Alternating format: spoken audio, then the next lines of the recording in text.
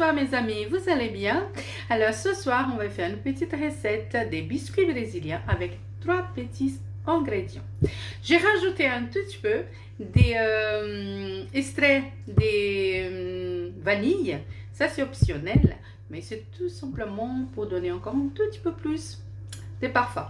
Alors, c'est une recette vraiment, comme je vous ai dit, toujours très simple. Mon objectif, c'est toujours de vous transmettre des recettes brésiliennes la plus simple possible, parce qu'au Brésil aussi, ils savent faire des choses compliquées.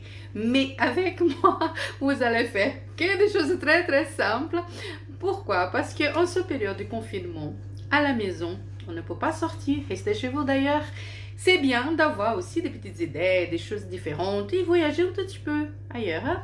Bon voilà, donc je transmets et je partage avec vous cette petite recette. Vous faites avec les enfants, ils vont adorer. C'est très très simple et en plus c'est gourmand.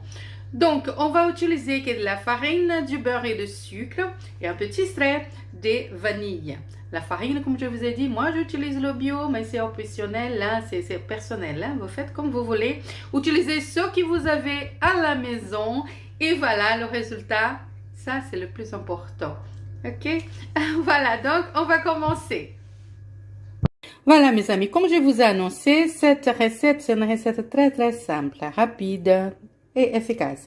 Donc, vous allez avoir besoin de 200 g de farine. Vous allez avoir besoin de 50 g de sucre, plus 30 g, que ça on va garder pour la fin. Après, vous aurez aussi besoin de 100 g de beurre et un jaune d'œuf et une petite cuillère à café d'extrait de vanille. Ce biscuit s'appelle dedo de moça. Ça, c'est en portugais, en brésilien. Et ou alors le lady finger, si vous voulez, au doigt de demoiselle. Voilà, donc ce qu'on va faire, pour vous montrer comme c'est très très simple, on commence pour mélanger la farine, le sucre, les 50 g et le beurre, on mélange bien. Après, on rajoute le jaune d'œuf, on mélange bien. Et après, on rajoute l'extrait de vanille. Très très simple, c'est un tour de main. Vous allez voir. Bien voilà mes amis, comme je vous ai dit, la magie est très très vite qu'elle est faite. Voilà le mélange de la farine, le beurre et le sucre. Maintenant, on va prendre notre jaune d'œuf. On va mettre la petite cuillère, une cuillère à café d'extrait de vanille. Je vais bien racler tout. Je vais bien mélanger là.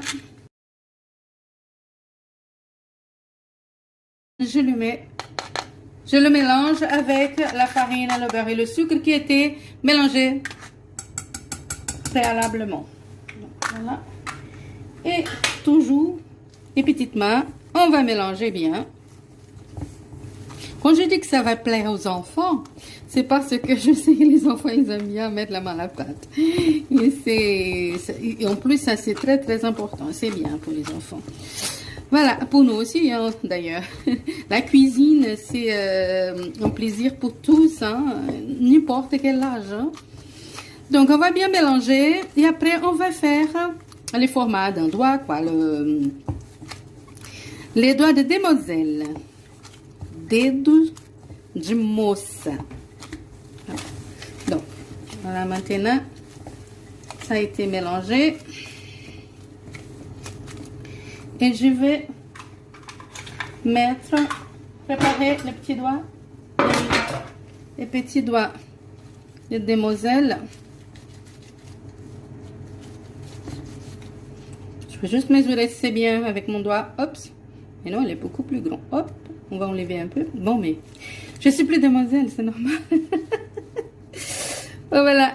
Et on place comme ça. Et le four, il doit être déjà allumé à 180 degrés. C'est toujours la bonne température. 180 degrés. Qui on allume le four, on le chauffe. Voilà. Hop, ça, c'est bon. Vous savez, ce sont des saveurs de mon enfance, ça. Ouais. Et là, c'est... Je partage avec vous avec un grand plaisir. Voilà, je vais continuer à le faire. Voilà mes amis, donc les doigts de demoiselle sont prêts. On va mettre au four à 180 degrés pendant 12 à 15 minutes.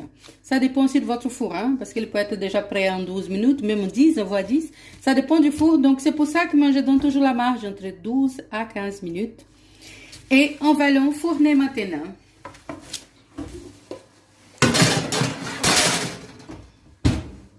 Oui, voilà mes amis, les 15 minutes sont passées. Je sors mes doigts de demoiselle du four. Vous vous souvenez les 30 grammes de sucre? Je les mets par-dessus. Voilà. Voilà, voilà, voilà. Et je les laisse refroidir hein, pour déguster. Vous allez voir, c'est tellement simple et bon. Ça avec ma tasse de thé, avec un café, il n'y en a pas quelque chose de mieux. Voilà mes amis, la recette elle est finie. Très simple, vous avez vu, hein, j'étais entendu déguster. Délicieux. Alors, je vous invite à essayer chez vous. Vous allez voir avec vos enfants, avec votre femme, votre mari, comme vous voulez, votre copain, copine. C'est facile, très facile à faire. Et en plus, c'est très gourmand aussi. Hein. Donc, je vous remercie de votre suivi, de vos likes, vos commentaires. Merci beaucoup pour le retour que vous m'envoyez aussi en me disant que vous avez fait. J'ai reçu beaucoup de retours et vraiment, je tiens à remercier du fond de cœur. Vous êtes merveilleux. Oui, pour moi, ça me fait un grand plaisir de pouvoir partager voilà, un peu de ma culture culinaire hein, de base, qui c'est d'origine, hein, le Brésil. Ça me fait un grand plaisir. Voilà, il y a certaines recettes que vous allez voir, ça ressemble un peu, hein, mais ça aussi, c'est très agréable quand je vois que c'est simple et que vous faites et que vous êtes content. Voilà. Demain, j'aurai la recette des pudim de leite. C'est le pudim brésilien. Ça, c'est un dessert que tous les Brésiliens raffolent. Là, je vous dis même pas. Partout il faut qu'il y ait ce dessert. Tout le monde adore. C'est aussi simple, rapide, efficace. Avec 3 petits ingrédients. 3-4 ingrédients parce qu'il y a le caramel. Donc, c'est très facile. Vous allez voir comment on fait notre pudim brésilien. Et ça n'a rien à voir avec le pudding français ni le pudding anglais. Hein. C'est une autre recette. D'accord? Plus simple, rapide et efficace. Alors, continuez à nous suivre, likez, commentez, restez avec moi. Je vous amène au Brésil. Bonne soirée. Merci mes amis.